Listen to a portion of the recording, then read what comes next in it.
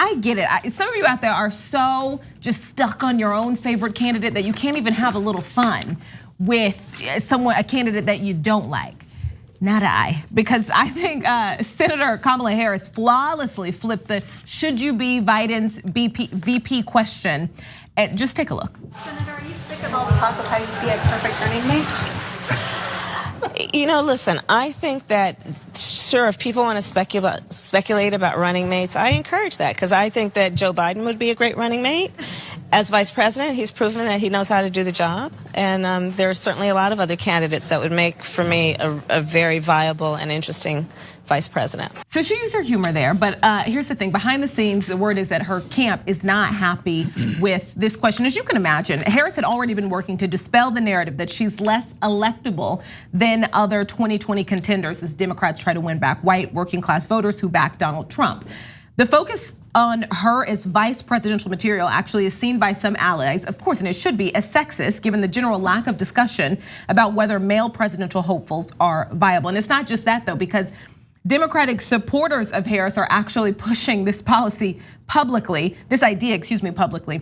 Last week, members of the influential Congressional Black Caucus floated Biden and Harris as a dream ticket, and that put her in an uncomfortable spot of trying to delicately push back on it without offending the group of which she is a member.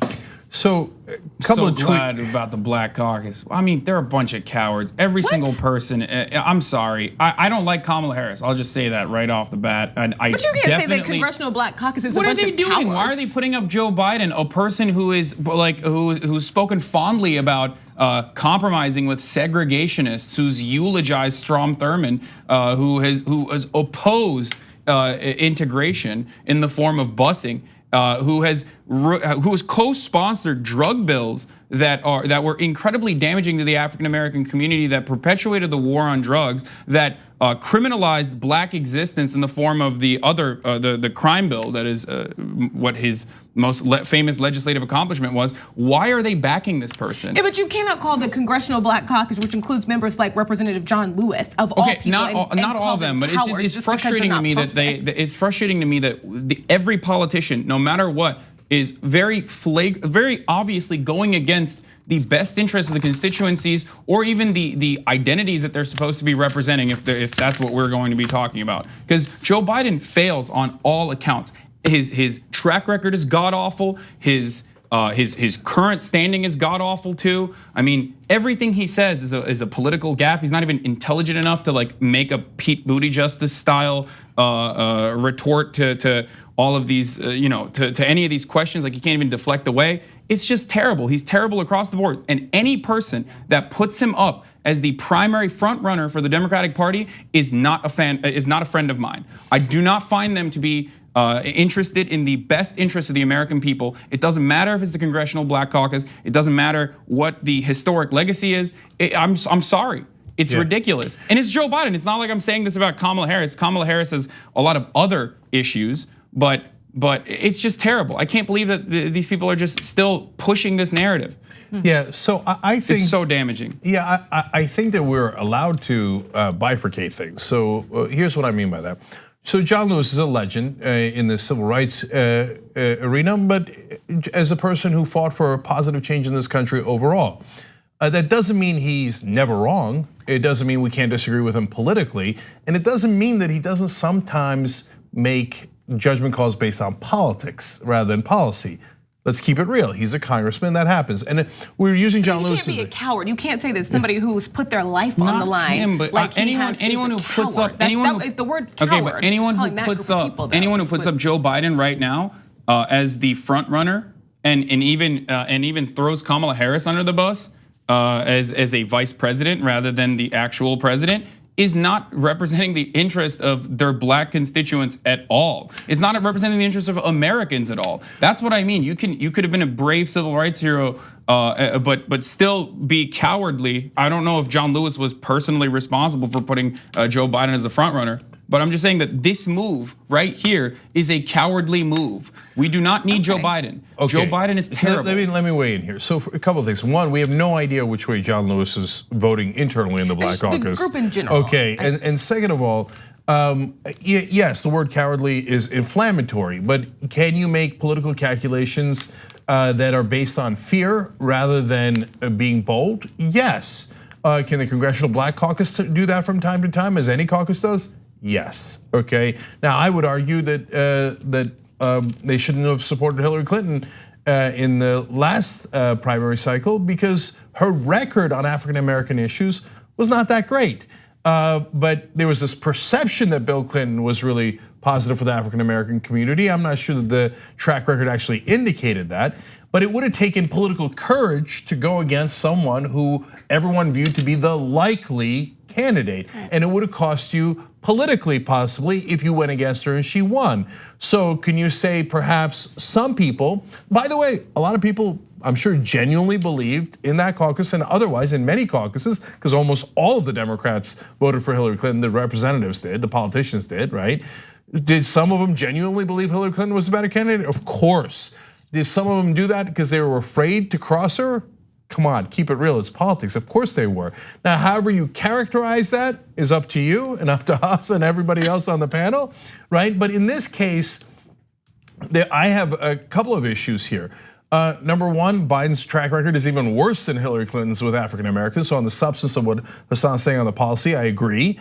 And then number two, look, I understand why you might want to support Kamala Harris or Cory Booker if you're the Congressional Black Caucus. I don't know why you would feel pressure to support Joe Biden given his track record. And they say that Politico at least frames it as that's their only choices. Why is that your only choice? Or you could vote with a guy who marched with Dr. King and fought for civil rights and was arrested fighting for civil rights when he was chained to an African American woman when he didn't have to do any of that and he wasn't a politician and he did that earnestly. Does that mean the Congressional Black Caucus has to agree with me? Of course not, right? And they don't have to support Bernie Sanders, but I would argue that he should at least be in that conversation. If there was another candidate, if Joe Biden had done the things that Bernie Sanders did, they're about the same age. He didn't. In fact, he fought against busing. So when you have that dichotomy and that stark a dichotomy, and you say one guy is not in the conversation and the other guy is in the conversation, then I do question what factors you're using for that decision. Are you using policy or are you using likelihood of victory and how it's going to play for you, et cetera?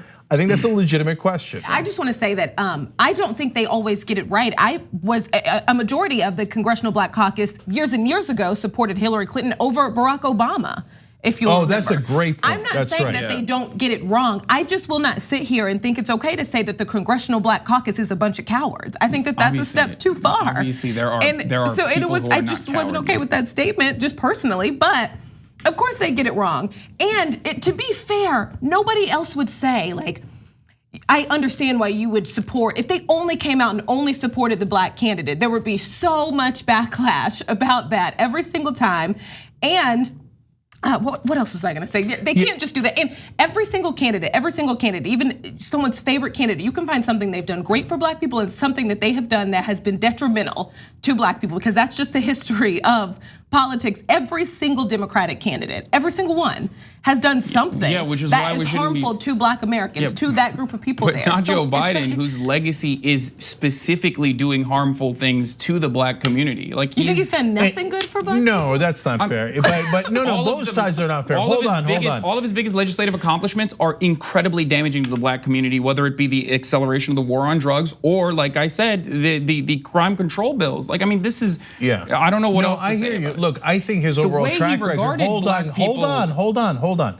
His overall track record is not as good as even an average Democrat. But that doesn't mean he didn't do anything good for African Americans. No, he's a Democrat. He voted for a lot of bills that help the average guy rather than the wealthy, the powerful, et cetera. And we know how the demographic breakdown in this country has broken down. So that winds up helping African Americans, et cetera. So it's unfair to say he didn't do anything to help black people. That's no. But does he have a good track record on this? I would argue he does not. I would agree. And so, but I want to go back to one other central point here about Kamala Harris, which is that, look, the joke is very predictable. God bless, though. It's good, it's fine. The Politico ruined it by saying that they talked it through and decided on the joke. Don't say that. Don't say that. Okay.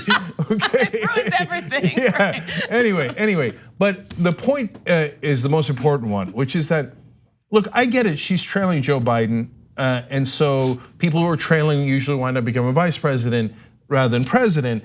But it's super early in the process. And there is something sexist about it. Look, I had this discussion with Ben Mangos and Michael Schur on Old School earlier in this week. And what they were saying is obviously not their point of view. They're very, very progressive. But what they were hearing from some folks is that there is a buzz out there, a point of view within Democratic circles that Kamala Harris might not be able to win over the white working class voters, being a woman and being black, and maybe that's something that you should count against her when trying to pick a nominee. And so they're just reporting that that's a fact that is out there. And that is what I want to push back against. Not the fact that it exists, it does. That idea, hell no, we're not gonna pick a candidate based on what people think might be the discrimination with Trump voters we're trying to win over. No. We're not gonna pick a Democratic nominee based on what you think Trump voters are gonna think about a black person or a woman. That's a hell to the effing no, okay? So, and these are the same, honestly, I'm trying not to call them idiots, but conventional wisdom that told us that Barack Obama couldn't win. I remember having that conversation on the air 100 times because we've been around forever when Obama was running. And I said, I don't care what you think and the elites and the people in Washington and what conventional wisdom think. The American people are gonna choose based on policy and whether they want change, etc. The Republican Party has been a disaster. They're like, no, Cenk, you don't understand. A black man will never win. We should go safe and pick Hillary Clinton because she's white. You don't understand, his name is Barack Hussein Obama. He can't ever win because the country is so deeply racist, etc. And what happened? You were wrong.